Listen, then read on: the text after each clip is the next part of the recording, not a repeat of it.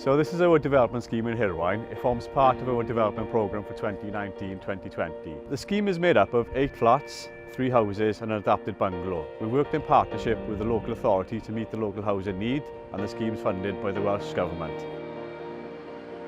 It's absolutely crucial that we create affordable homes within the valleys. It's a core commitment for the Welsh Government. They've invested in building 20,000 affordable homes over the course of this Assembly term.